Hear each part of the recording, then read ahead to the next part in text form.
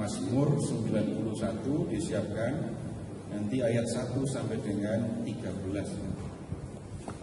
Tapi kita berdoa dulu, doa sebelum baca kita. Dalam nama Bapa dan Putra dan Roh Kudus. Amin. Bersama-sama. Ya Allah, Bapa kami bersyukur kepada-Mu karena Engkau telah memanggilkan kami untuk mengikuti Yesus Kristus terang. Dialah Tuhan yang menyelamatkan kami dan Guru yang mengajarkan jalan kebenaran kepada kami. Ya Bapa, kami berkumpul untuk mendengarkan firman-Mu yang telah sediakan dalam kitab suci.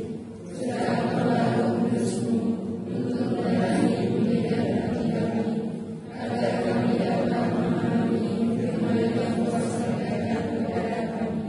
Demi Kristus Tuhan dan penyelamat kami. Amin. Mazmur 91.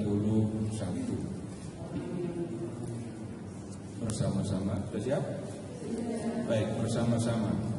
Orang yang hidup dalam lindungan yang maha tinggi dan bermalam dalam naungan yang maha kuasa akan berkata kepada Tuhan, tempat perlindunganku dan untuk pertahananku, Allahku yang mempercayai. Sungguh Dialah yang akan melaksanakan.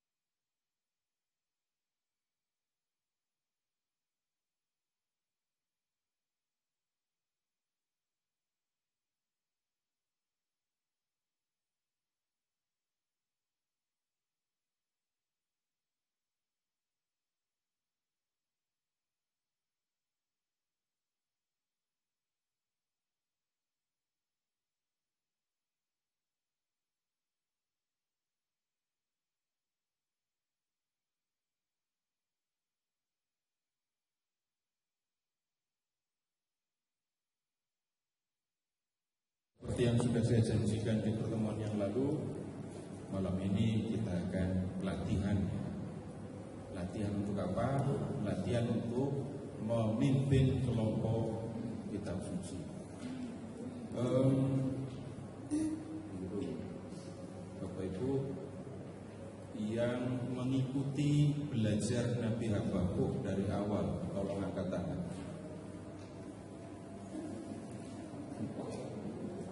Ya, yang belajar Nabi Habakuk, Naud dan Habakuk. Bolong-bolong ya lain. Kan gak mungkin saya minta Bapak Ibu suster baru datang lalu saya minta jadi pemandu. Bapak Ibu yang sudah belajar kan? Nah itu sudah punya banyak informasi. Nah apa yang sudah kita pelajari itu saya tulis di buku. Jadi kalau Bapak Ibu lihat dulu ya, lihat ke halaman 2.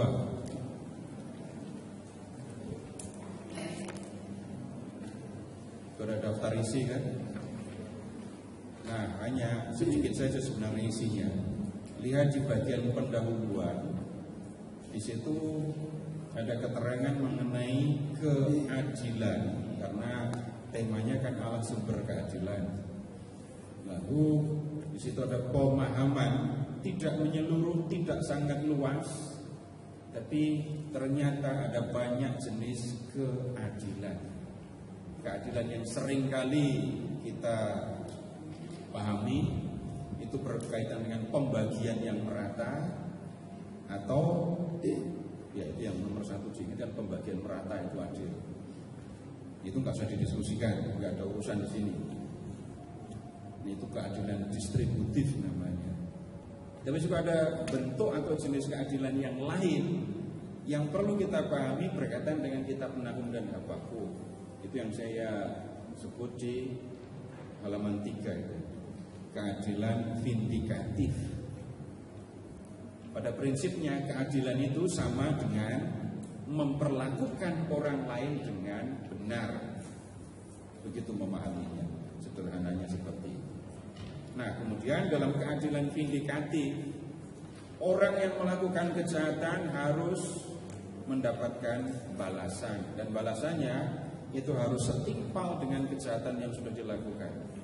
Dan ini nyambung kalau kita bicara tentang Babel, Asyur yang sudah berlaku jahat kepada bangsa-bangsa, kepada orang Israel dan kepada orang Yehuda. Nah, kemudian keadilan yang kedua yang kita bisa sebut di sini itu adalah keadilan protektif. Apa itu keadilan protektif? Yang lemah perlu dilindungi. Dan itu juga perlu kita pahami karena menyangkut kitab Nahum dan Habakuk. Allah itu begitu kuat, bisa jalan di tengah puting beliung. Nah, kemudian Allah yang kuat itu melindungi orang Israel yang lemah, tak berdaya kalau berhadapan dengan bangsa-bangsa lain. Kemudian lihat di halaman 5. Ini yang waktu itu kita diskusikan panjang lebar, situasi zaman Nabi. Ya, kalau di kitab, lihat ke halaman 6 sekarang. Ini Nahum dan Habakuk itu kan orang Yehuda. Kenapa bicara tentang Niniwe, ibu kota Asyur? Kenapa bicara tentang orang Kasdim? Nah, keterangannya ada di sini. Bagaimana kerajaan Asyur, kerajaan Babel berhubungan dengan umat Allah. Gitu keterangannya. Ini yang sudah kita pelajari. Masih ingat apa enggak? Kita pernah belajar kayak gini. Masih kan ya? Kalau masih ingat berarti bisa cerita. Nah, kemudian habis itu di halaman 10, kita bisa lihat ini penjelasan tentang isi kitab Nahum ya. Isi kitab Nahum dijelaskan mulai dari halaman 10. Nah, kemudian lihat di halaman 10, perhatikan alinea ketiga tentang isi kitab. Ini kita perlu ingat baik-baik, kita perlu perhatikan. Enggak hafal enggak apa-apa, tapi tahu tempatnya untuk melihat struktur atau isi kitab. Lalu di halaman 11 itu kita bisa melihat mulai dari situ ya, pokok-pokok yang didiskusikan, dibicarakan dalam kitab Nahum. Ini Allah Maha Kuasa tetapi juga sekaligus pengasih. Itu diskusi tentang Nahum bab 1 ayat 2 sampai dengan 8. Ini kan materi untuk pertemuan pertama kan ya. Ini pertemuan pertama dari sini. Nah, saya ajak Bapak Ibu untuk ini membaca, menjelaskan ini. Oh ya, yang dari tadi saya belum ngomong, saya berulang kali ngomong saya. Ini judulnya buat bulan kita suci ya. Tapi ini khusus kampung sawah. Spesial. Karena bahan yang nasional, Bapak Ibu mungkin ada yang ikut sosialisasi, Pak Selamat pasti ikut. Kemudian yang bahan yang dari KAJ menyederhanakan bahan yang nasional itu juga mengalami ini kesulitan. Bahwa saya sudah cerita di pertemuan yang lalu, yang ikut sosialisasi di keuskupan, giliran pulang ke paroki disuruh memberi sosialisasi, enggak jajan, enggak mau. Kenapa? Enggak ngerti. Nanti boleh dicek, saya ada kok bahkan yang dari keuskupan. Jadi enggak ada, Bapak tidak akan menemukan keterangan yang seperti ini di materi yang nasional maupun yang ini keuskupan. Jadi nanti ya ada bagiannya, ada waktunya pemandu memberi penjelasan. Pertemuan pertama diambil dari Nahum bab 1 ayat 2 sampai dengan 8. Itu keterangannya dari sini. Apa yang saya tulis di sini kita pernah diskusikan di sini ya. Jadi bukan sesuatu yang asing.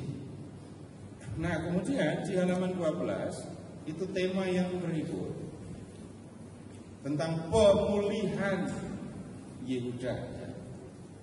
Dan kalau di pendalaman Alkitab di pertemuan yang kedua, bacaannya cuma diambil dari Nahum bab 2 ayat 1 sampai dengan 2. Keterangannya sangat tidak memadai, kutipannya cuma segitu dan tidak ada penjelasan. Nah, ini di halaman 12, 13, bahkan sampai 14 itu ada keterangan. Nah, berkaitan dengan keadilan yang vindikatif tadi ya, pembalasan, orang jahat mengalami pembalasan. Ini khusus didiskusikan di Nahum bab 3. Lihat halaman 14. Ini penjelasan untuk Nahum bab 3 ayat 1 sampai dengan 19 mengenai kehancuran Niniwe. Ini isinya seperti itu. Nah, kemudian di halaman 17,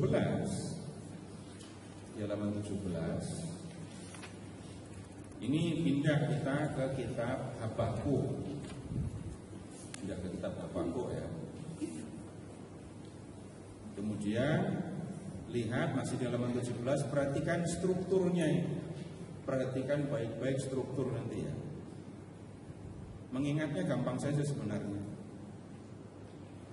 Keluhan, jawaban. Keluhan, jawaban. Itu yang A. Kemudian setelah keluhan dan jawaban, keluhan dan tanggapan, terus ada nomor 2 bagian B itu 5 kutukan. Kemudian di bagian C itu ada doa Habakuk. Berarti yang datang malam ini 40 kalau habis. Saya siapkan 40. Kalau ada yang mengalah dan enggak pegang buku berarti lebih dari 40 yang datang. Kemudian mulai di halaman 17 bahwa ini mulai pembicaraan tentang tema penting dalam kitab Habakuk. Tapi ini hanya 2. Yang pertama, ini keluhan Nabi. Yang diambil untuk bahan bulan kitab suci pertemuan ketiga itu hanya bab 2 ayat 1 sampai dengan 5.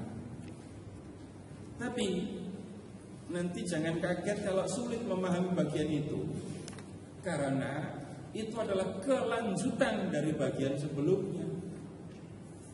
Jadi Bapak Ibu nanti bacanya tetap harus lengkap. Bisa jadi menjelaskannya juga harus lengkap. Perkara panjang, pendek, lama atau sebentar atur sendiri. Tetapi pertemuan ketiga itu isinya keluhan Nabi, keluhan kedua, dan tanggapan Tuhan. Ini keluhan kedua, sebelumnya sudah ada keluhan. Jadi harus dibaca juga keluhan yang pertama. Kemudian hal yang kedua yang disampaikan dalam kitab Habakuk dan kita perlu pahami, lihat ke halaman 21. Halaman 21. Ini doa Habakuk. Secara khusus bahkan kita perlu lihat isi doa Habakuk itu. Bagian pertama ayat 1 dan 2 itu ya Habakuk menyampaikan permohonan.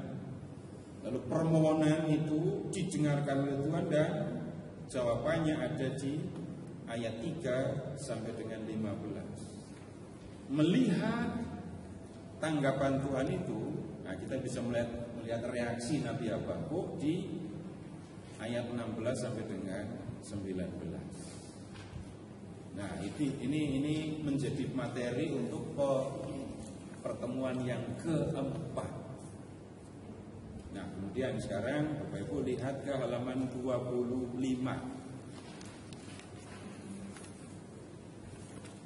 Ini pertemuan yang pertama ya.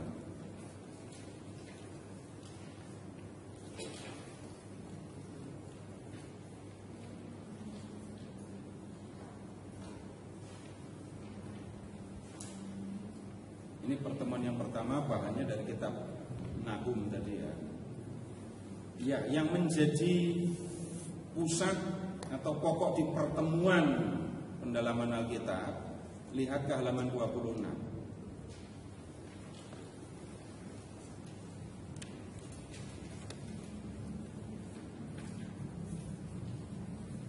Ada pembacaan kitab suci ya. Kemudian yang kedua, B, itu ada penjelasan. Lalu ketiga itu pendalaman. Yang keempat itu pesan dan penerapan. Dan yang kelima itu doa umat. Seperti yang saya sampaikan di pertemuan yang lalu, ya, untuk pendalaman Alkitab, kita memang tidak perlu memberi tempat kepada sharing pengalaman.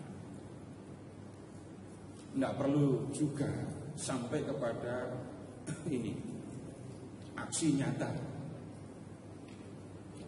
Karena dalam pendalaman Alkitab itu yang menjadi penting adalah umat mendengar, membaca, mendengar, memahami, dan menanggapi dengan berdoa.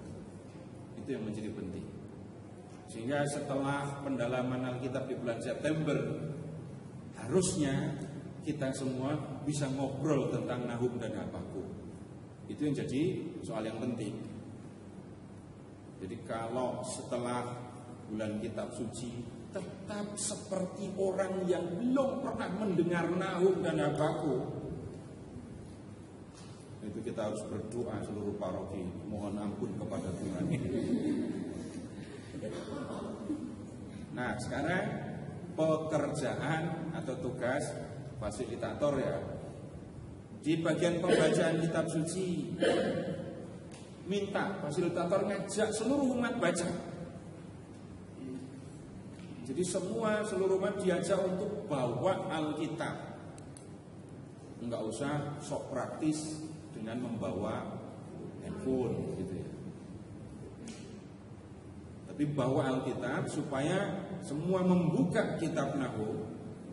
Lalu minta supaya semua mulut ya itu membaca semua. Sehingga mulut mengucapkan firman Allah dan telinga mendengarkan firman itu. Nah, habis itu B, fasilitator menyampaikan penjelasan mengenai latar belakang pewartaan Nabi Nahum. Di mana nyari latar belakang pewartaan Nabi?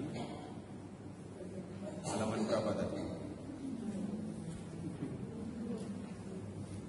Ada di bagian latar belakang tadi kan?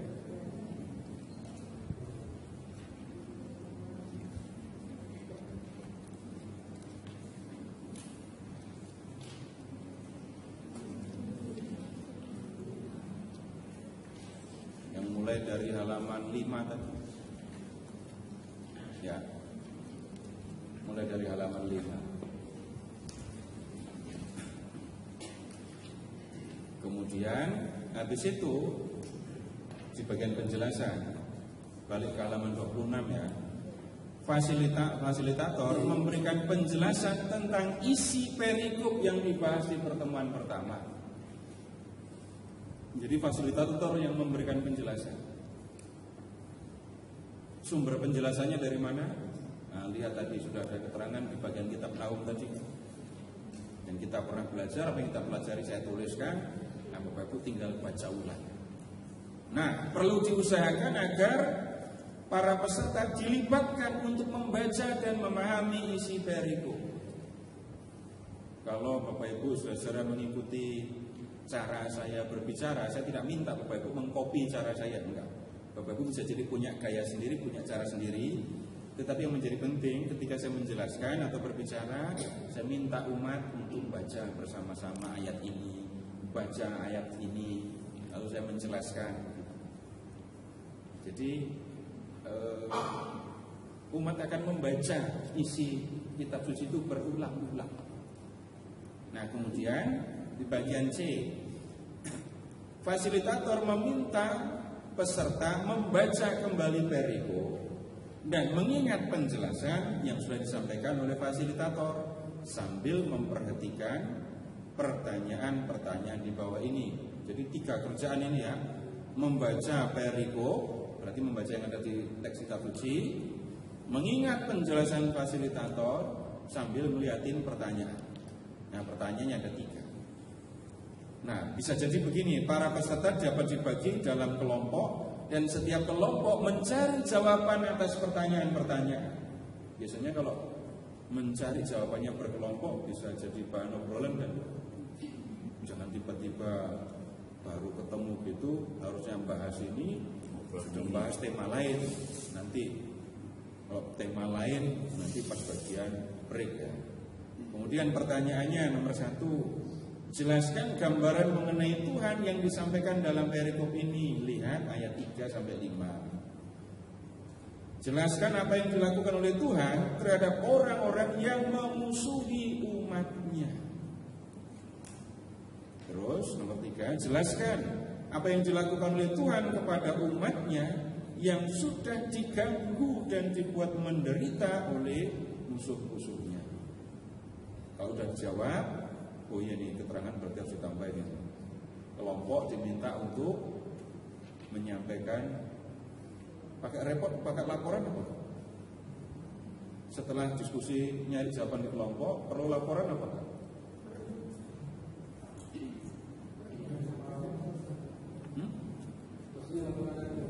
Iya, enggak usah sampai pleno tapi suruh bacain lama.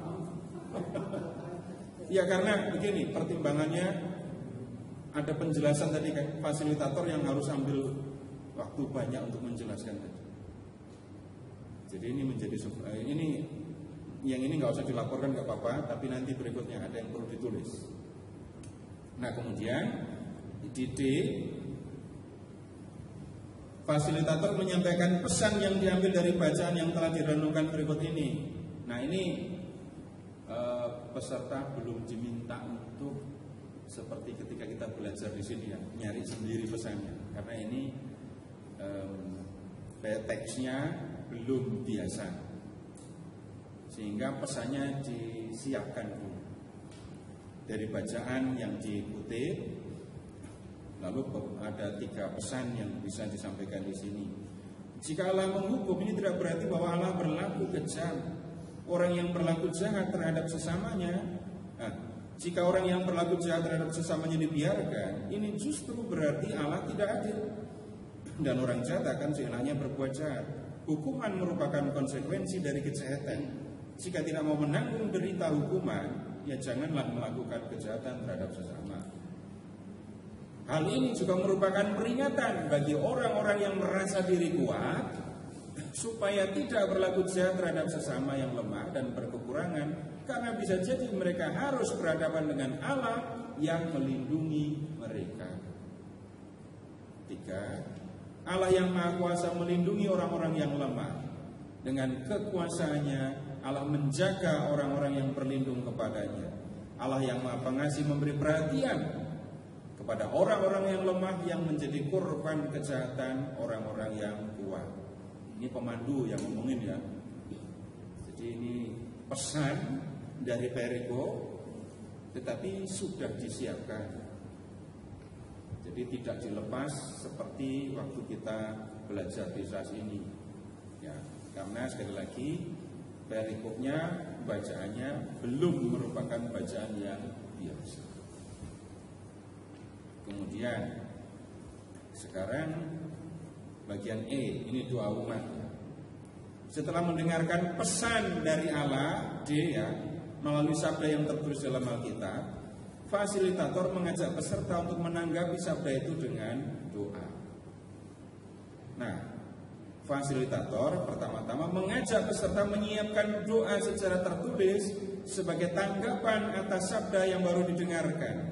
Doa ini bisa berupa pujian, syukur atau permohonan berkaitan dengan sabda yang direnungkan dalam pertemuan ini. Yang bisa menjadi materi untuk membuat doa, ini bagian D, pesan dan penerapan tadi ya. Itu materi untuk membuat doa. Kemudian satu demi satu peserta diminta untuk membacakan doa yang telah dituliskan. Kalau pesertanya ada 75 orang di lingkungan gitu ya, maka bisa diambil berapa orang? Bisa 7, bisa 5, bisa sampai 7, tergantung situasi ya, silahkan mengamati. Nah kemudian C, setelah semua menyampaikan doa, fasilitator mengajak para peserta untuk mendoakan Bapa kami. Ini prosesnya. Nah proses ini diawali dengan pembuka, ada lagu, tanda salib, pengantar, doa pembuka. Doa pembukanya ngambil aja yang di belakangnya. Doa bersama-sama. Lalu diakhiri dengan penutup. Di penutup ada doa penutup, ada tanda salib, ada lagu penutup. Doa penutupnya juga diambil dari halaman belakang saja. Begitu. Nah sekarang Bapak Ibu ini perlu kira-kira dapat 8 orang nggak ya untuk memandu? Yang sudah ikut belajar dari awal, ada nggak 8 orang tadi? Sekarang angkat tangan lagi yang siap jadi pemandu, tapi ini bukan soal berani atau nggak berani ya, berani ya percaya kan, tapi yang Bapak Ibu yang sudah belajar di awal, silahkan lebih dulu juga jadi pemandu. Siapa? 8 orang, minimal 8. Setelah kalau lebih dari 8 ya 12 orang.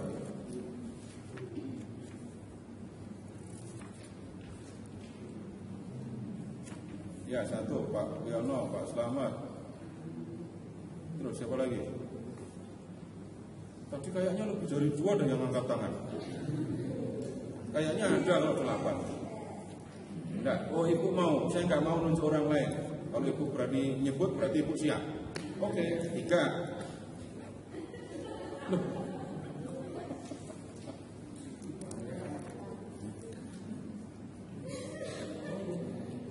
Karena suster tidak akan pergi ke lingkungan ibu. Suster punya urusan sendiri. Siapa lagi?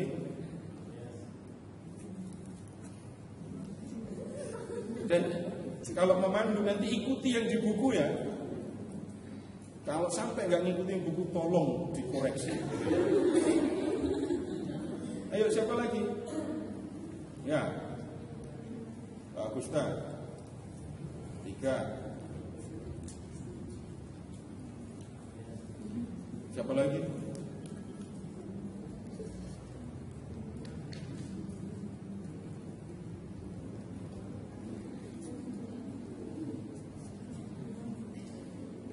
Pak Anton atau Bu Yus?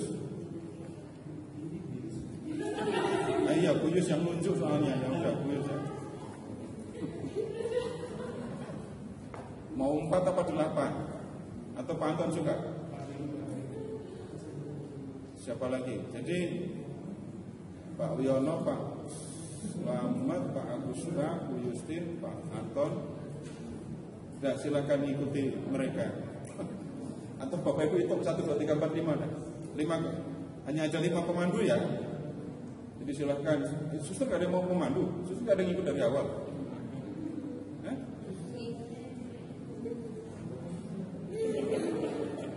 Enggak ada yang ikut dari belajar nahu. Ya udah. Ibu hanya tahu mereka suster, tapi wajah mereka dikiranya ikut dari awal. Coba lihat suster yang di sebelahnya Ibu Eda, ikut dari awal apa enggak? Kalau enggak ya ikut 5 ini tadi ya. 2.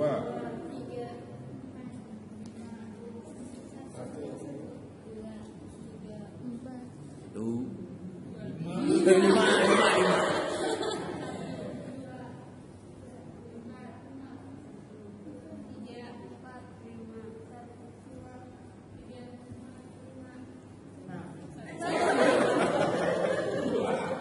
Enggak, Pak Slamet kayak itu, Pak Slamet pemandu kok.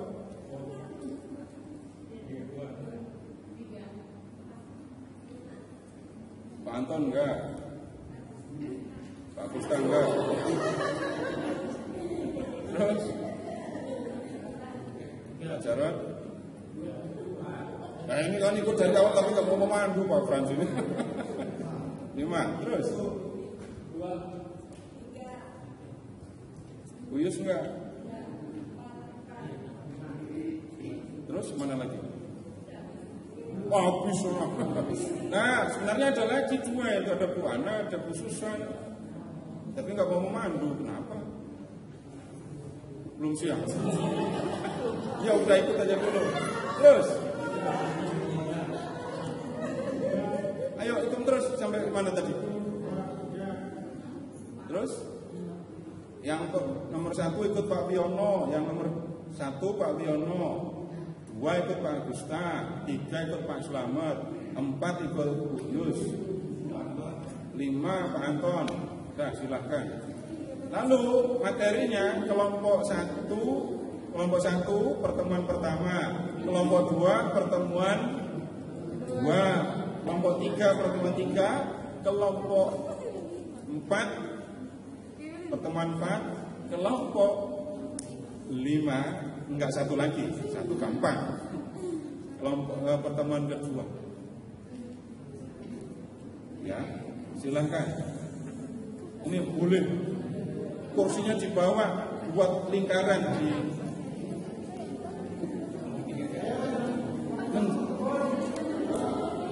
tempatnya luas, jadi agak ambil jarak untuk setiap kelompok.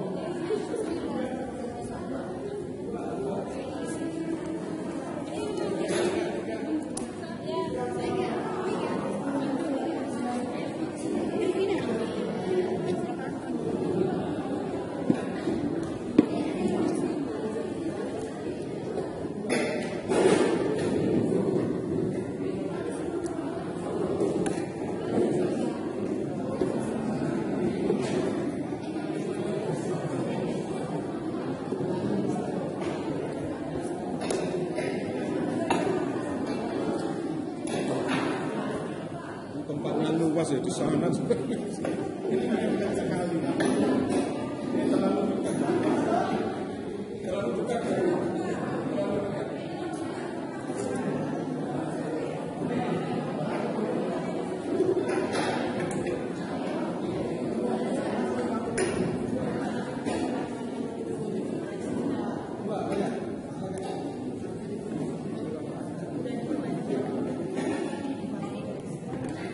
Anton tuh mau.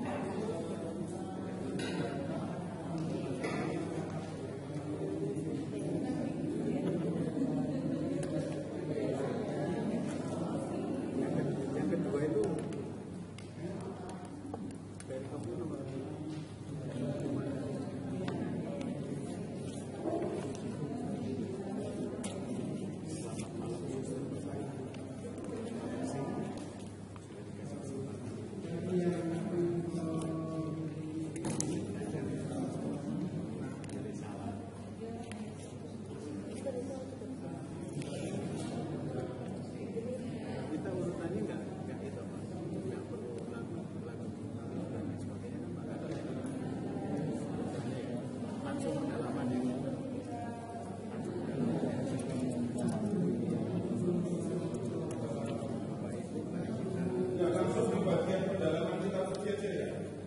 Pendalaman pembukaan.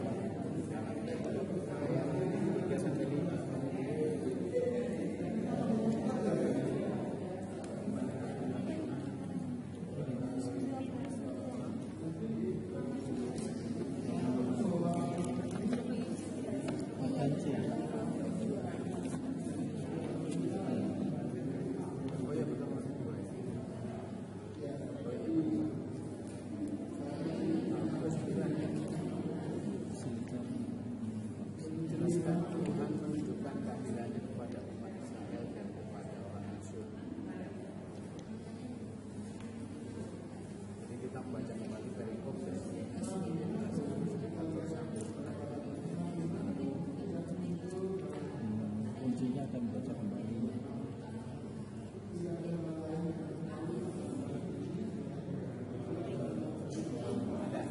Boleh katakan jelaskan Tuhan menunjukkan keadilannya kepada manusia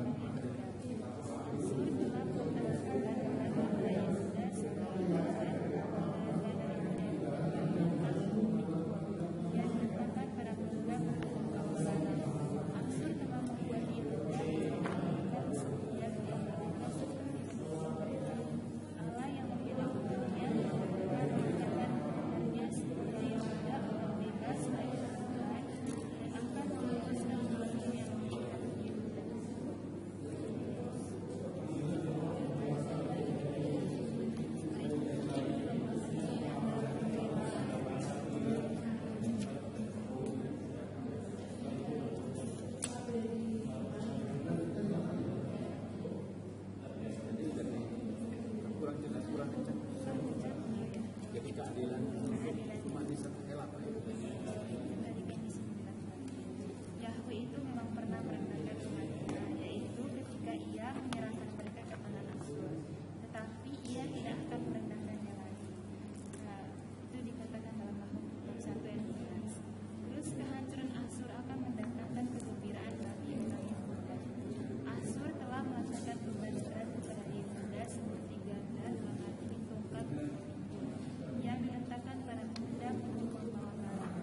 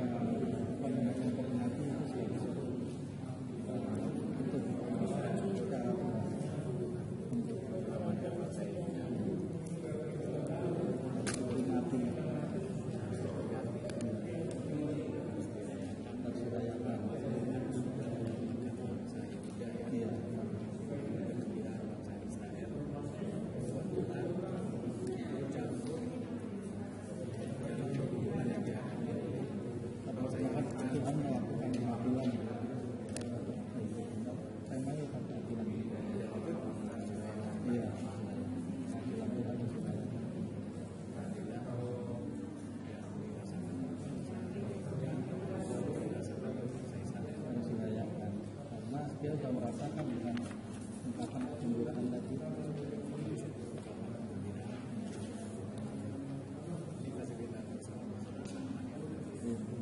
Belajar bersama. Kita masuk ke sini, Pak Andreas ya. Iya. Jelaskan bagaimana kita memberikan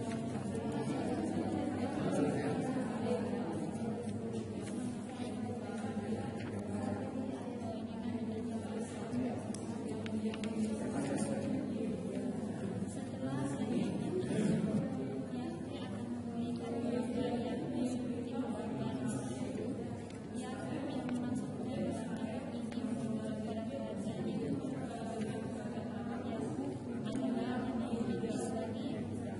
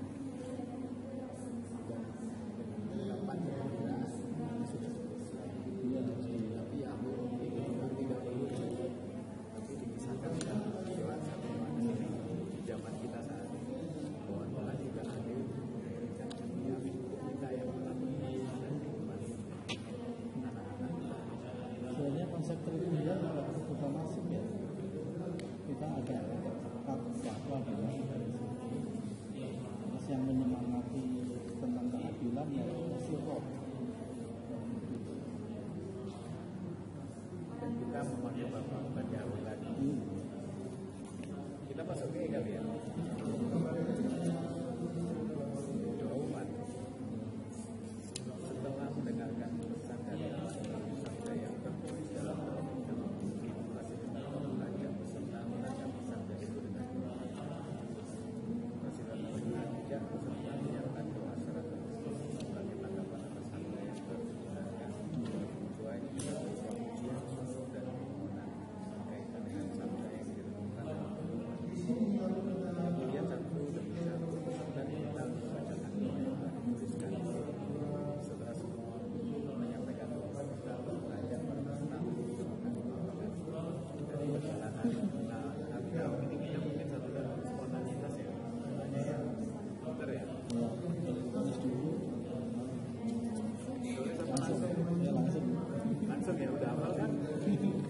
Kita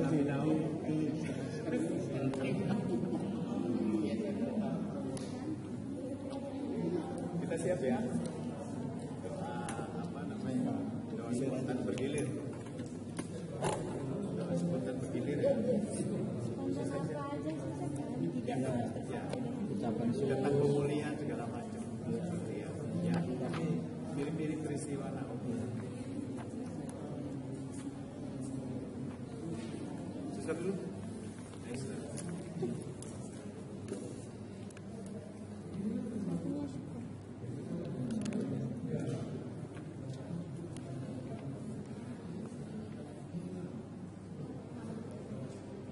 Allah Bapa yang Maha Kuasa, puji dan syukur kami berikan kepada-Mu, karena Engkau begitu mencintai kami manusia.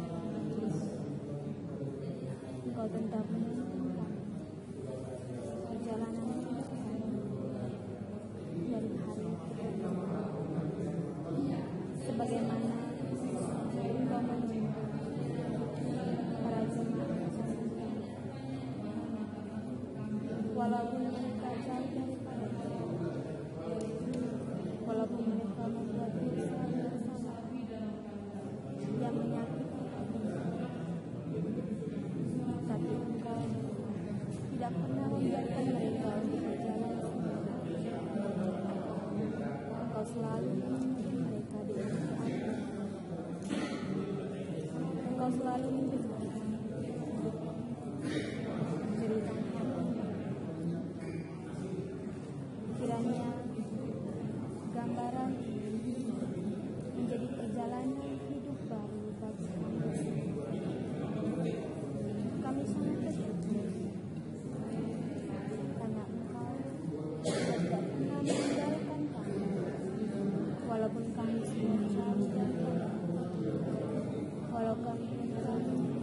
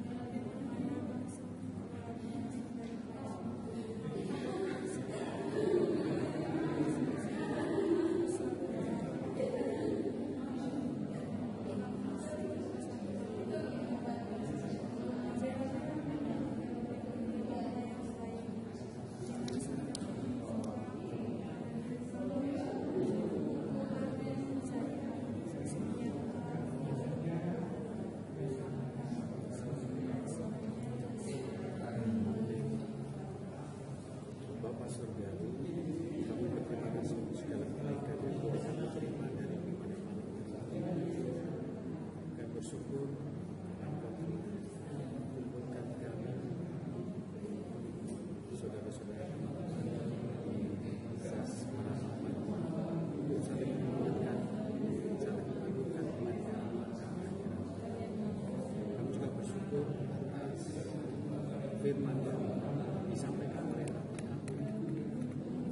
dikisahkan bagaimana bangsa yang disayangi, bangsa Israel, bangsa Yehuda dalam raja dan rakyat yang menjauh daripada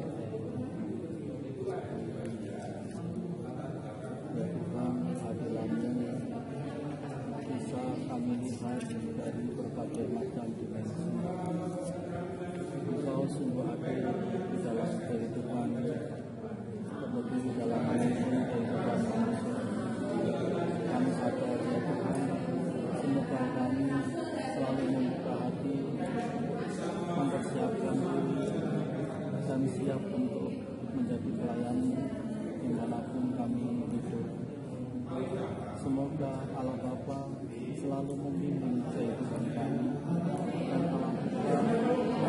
kebijaksanaan dan melalui Kristus mengantar kami kepada kehidupan yang kekal. Amin. Bapa yang penuh kasih, puji dan syukur saya banyak kepadamu ya Bapa, karena pada malam hari ini Engkau telah membukakan hati pikiran kami bahwa Engkau sungguh mengasihi dan mencintai kami, terlebih dengan firman-Mu yang begitu menguatkan pada kami karena kasih dan cinta-Mu. Semoga kasih dan cinta-Mu yang telah Kau berikan itu tidak sia-sia untuk kami lakukan, kami jalankan kepada sesama kami. Bapa yang penuh kasih, berikanlah kami kekuatan, kemampuan, serta kesabaran di dalam menghadapi segala cobaan hidup, terutama di dalam hal kemanusiaan dan keadilan seperti yang telah Engkau contohkan dalam firman-Mu. Bapa yang penuh kasih, terima kasih Bapa atas segala berkat dan kasih-Mu. Dan cuma doa ini Bapa, dan tunjukkan kepadamu dengan kerangkaan Tuhan kami Yesus Juru Selamat kami. Amin.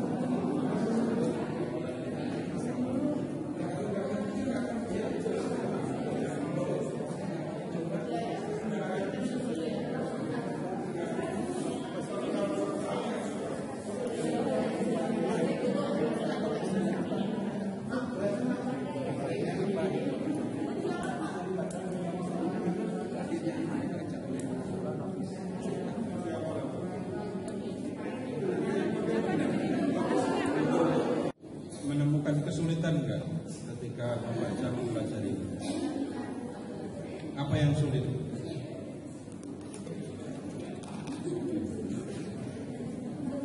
Nanti ini bagian penjelasan itu harus dibaca semua.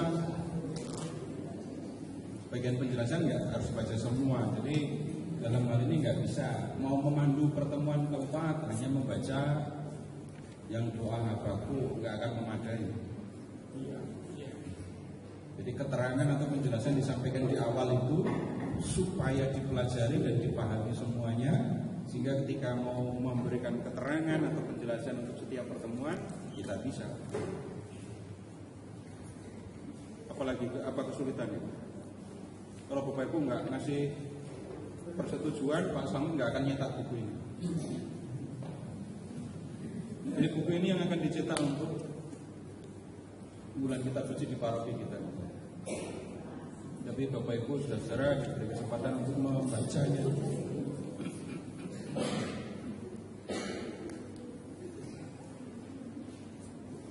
Berarti nggak ada masalah.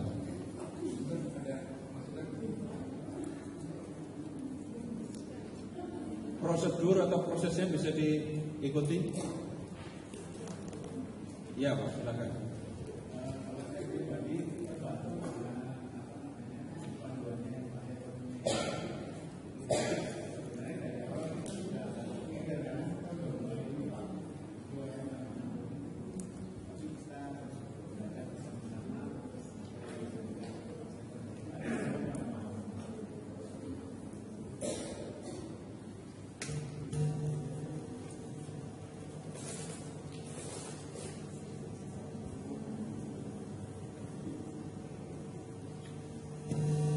Terus yang lain lagi, Pak Selamat bawa buku yang dari KAC enggak?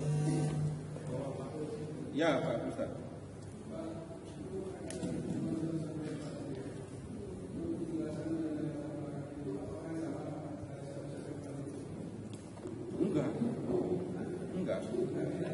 Enggak. Maka kan ada di pertemuan pertama jelaskan latar belakang Nabi pewartaan Nahum kan? Itu kan ada di bagian depan.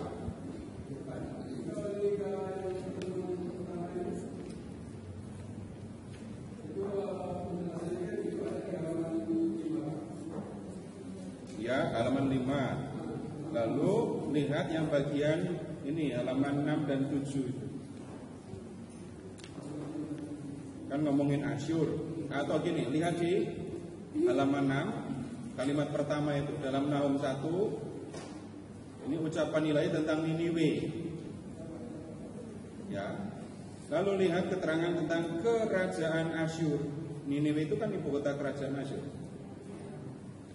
Jadi penjelasannya dari halaman 6 dan 7. Lalu di pertemuan ketiga itu kan harus memberikan penjelasan tentang latar belakang nubuat Habakuk.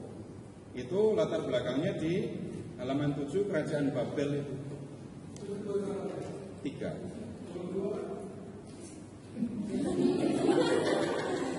Dua itu kan keterangan nubuat Nahum bab 1 ayat 9 sampai bab 2 ayat 2. Sudah nggak perlu latar belakang lagi karena masih Nahum. Pertemuan ketiga nggak ada penjelasan. Pertemuan keempat tidak perlu memberi penjelasan tentang latar belakang Habakuk karena sudah dijelaskan di pertemuan ketiga. Kalau mau mereview ya tidak apa-apa, tapi mau diulang juga nggak apa-apa. Tapi latar belakangnya ya ini. Nah kemudian mengapa kok disatukan? Karena sejarahnya nyambung. Mula-mula Israel dihancurkan oleh Asyur, Yehuda dikuasai Asyur. Kemudian Babel mengalahkan Asyur, Yehuda dikuasai Babel. Nyambung sejarahnya. Jadi kalau saya tempatkan di sebelum Nahum dan sebelum Habakuk, nanti kehilangan ini sambungan sejarahnya. Coba lihat ya, halaman 7 pas bagian kerajaan Babel.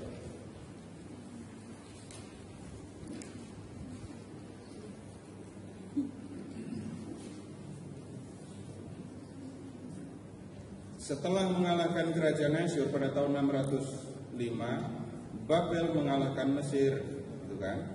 Sejak waktu itu orang Kasdim memegang kuasa atas Timur Tengah.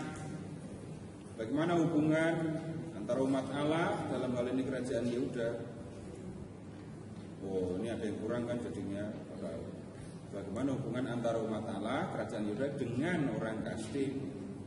Kerajaan Yehuda harus berurusan dengan kerajaan Babel ketika kerajaan besar ini melakukan ekspansi ke arah barat termasuk Yehuda.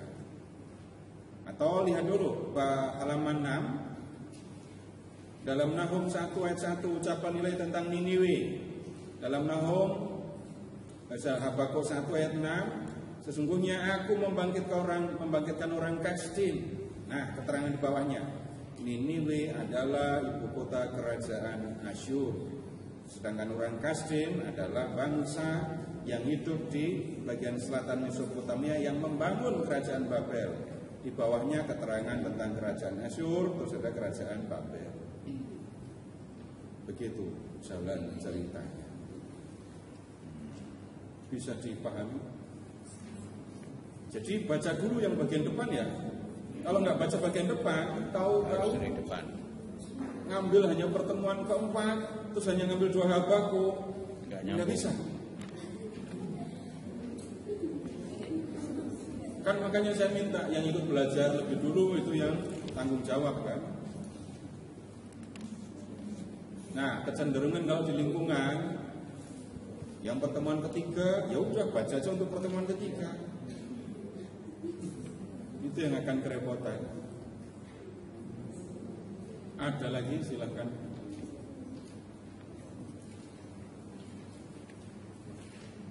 Pertanyaan bisa dijawab? Pesan bisa dipahami? Doa bisa dibuat? Kalau pesannya nggak dipahami, nggak akan bisa buat doa. Kalau pesan dipahami tapi nggak bisa buat doa, jangan-jangan malas mikir ya.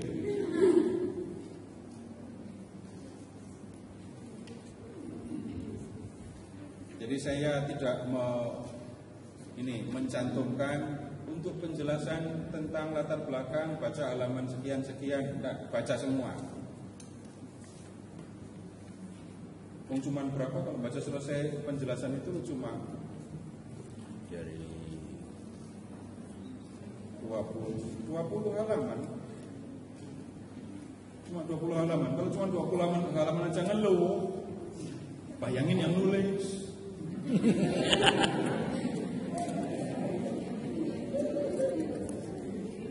Tinggal baca aja kok ngeluh. Coba disuruh nulis, pasti mengeluhnya lebih kencang. Baik, ada lagi? Ya.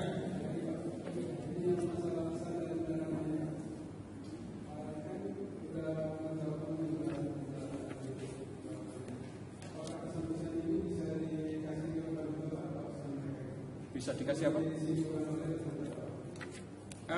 Pesannya sengaja disiapkan, Pak. Tidak dilepas supaya para peserta ngambil pesan sendiri. Kenapa? diarahkan ya. Karena bacaannya nggak biasa. Nanti ngomong pertemuan pertama yang diingat Allah yang dendam, cemburu. Lalu doanya bisa geser, balas Pak. Jadi geser nanti. Jadi memang sengaja pesannya disiapkan Pak, supaya itu tadi nyambung dengan bacaan dan orang tidak salah memahami pesannya.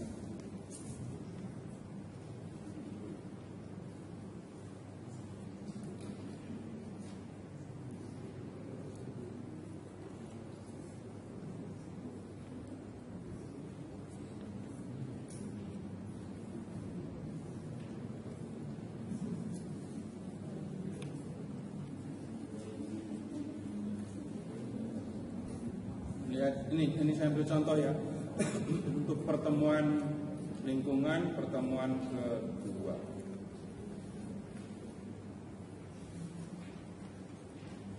Ini penjelasan teksnya begini.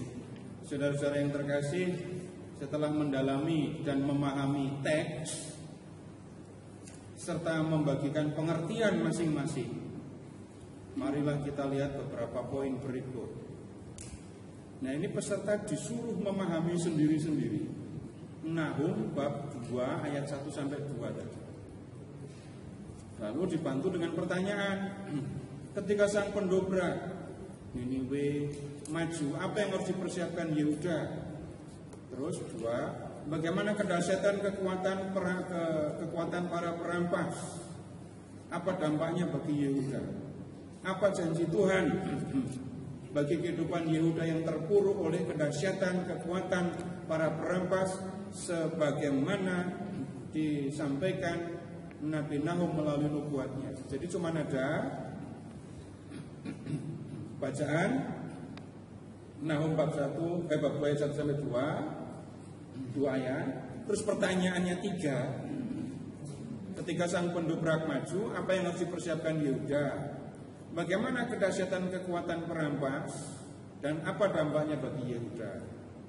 Apa janji Tuhan bagi kehidupan Yehuda yang terpuruk oleh kedahsyatan kekuatan para perampas sebagaimana disampaikan Nabi Nahum melalui nubuatnya. Bacaannya 2 ayat, pertanyaannya kayak gini. Terus habis itu setelah mendalami dan memahami teks serta membagikan pengertian masing-masing, mari kita lihat beberapa poin berikut. Apa poinnya? Jatuhnya Niniwe, pusat kehidupan kerajaan Asyur, menjadi bukti bahwa Allah mendengarkan pengharapan Yehuda yang berada dalam situasi sulit. 2. Allah tidak akan membiarkan umat yang berada dalam kuk penderitaan sehingga ia bertindak menghancurkan musuh yang menyulitkan kehidupan umatnya. Kenyataan ini menunjukkan bahwa Allah berkehendak memulihkan kemuliaan manusia. Nyambung nggak? Jawabnya pakai mata, nggak pakai kata. 3. Kemuliaan manusia rusak akibat dosa. Di mana di bacaan itu ada kata kalau ada kalimat kayak gini. Dosa yang tumbuh dan berkembang baik dalam diri manusia maupun dari luar dirinya berpotensi merendahkan martabat manusia sehingga manusia dapat kehilangan kemuliaannya sebagai ciptaan Allah paling luhur. Nabi Nahum menangkap potensi negatif itu. Oleh karena itu yang menyerukan nubuat tentang Allah yang berkehendak kuat memulihkan kemuliaan manusia. Pada ngerti enggak? Bacaannya mendobrak maju terhadap engkau dan seterusnya yang cuma 2 ayat tadi. Terus belum selesai, masih ada ini yang saya maksudkan. Sharing aksi nyata enggak terlalu diperlukan. Nomor 1, baca, pahami, nikmati yang tertulis. Sejauh mana muncul kesadaran dalam diri Anda bahwa Allah memang sungguh-sungguh menjadi dasar pengharapan di kala Anda mengalami kesulitan. Sejauh mana muncul kesadaran dalam diri Anda bahwa Allah bekerja sedemikian rupa dengan caranya sendiri untuk membantu manusia mengatasi kondisi-kondisi penderitaan yang dialaminya. Nyambung dengan bacaan apa? Bagaimana upaya manusia yang harus dilakukan untuk menghancurkan dosa-dosa yang mengakibatkan terjadinya kerusakan yang menghilangkan kedamaian dalam hati. Saya aja bacanya bingung, mikirnya lama ini pasti kalau dijawab. Karena sambungan dengan perikopnya, dengan bacaannya kayaknya nggak ada. Maka kemudian ya dengan setelah mempelajari ini, lalu ketemu dengan teman-teman di paroki lain yang saya ceritakan itu, wah kalau begini nanti buku dicetak untuk membagikan kebingungan. Yang dari KAJ nggak jauh beda. Tapi ya kemudian kalau itu tadi kalau bukunya dicetak lalu dibagikan, yang baca bingung, yang dengerin nah, jadi dengan alasan itu ya, jadi saya sampaikan alasannya kenapa kita membuat sendiri. Enggak usah mikir kita berontak lawan keuskupan, enggak kan. Kita mengikuti sungguh-sungguh. Balik lagi ke tujuan bulan kitab suci, umat berkumpul membaca kitab suci, bukan membaca handphone. Jadi di lingkungan ya harus buka Alkitab, bawa Alkitab. Kalau ada yang nggak punya Alkitab, beliin. Loin begitu.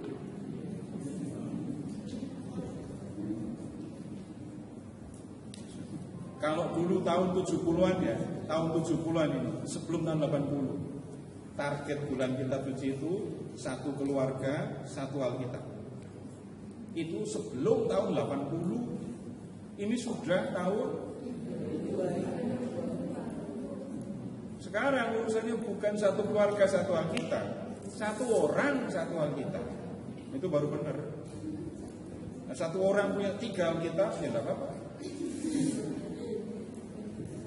Karena saya juga punya beberapa ngajar di paroki ini Alkitabnya, ngajar di paroki ini karena pakai terjemahan yang baru, punya sendiri, memang berbeda. Tapi jadi sekali lagi Bapak Ibu, ini yang perlu dilakukan. Lalu ya minggu depan jadi Pak. Minggu depan Bapak Ibu tetap datang ya untuk sosialisasi bahan bulan kitab suci.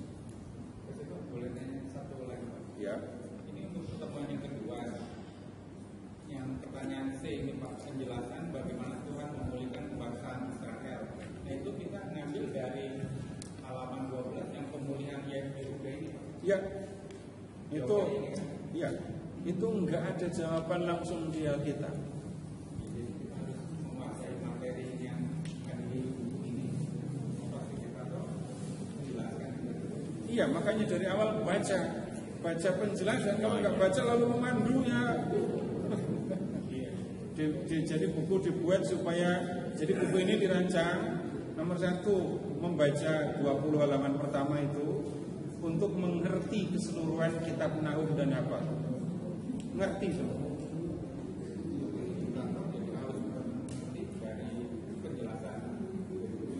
Iya, jadi buku dibuat supaya orang baca dan pahami. Ini bukan ensiklopedi yang orang baca ini cukup. Nah,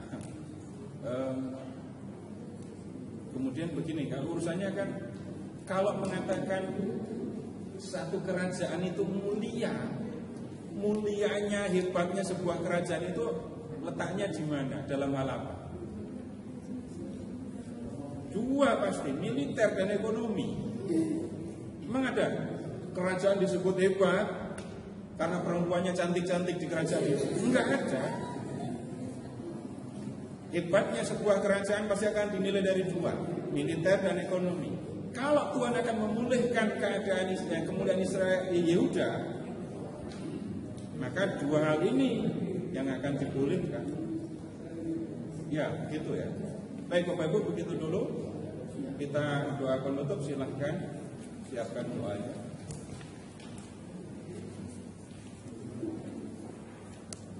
Dalam nama Bapa dan Putra dan Roh Kudus. Amin. Bersama-sama. Ya Allah, Bapa kami,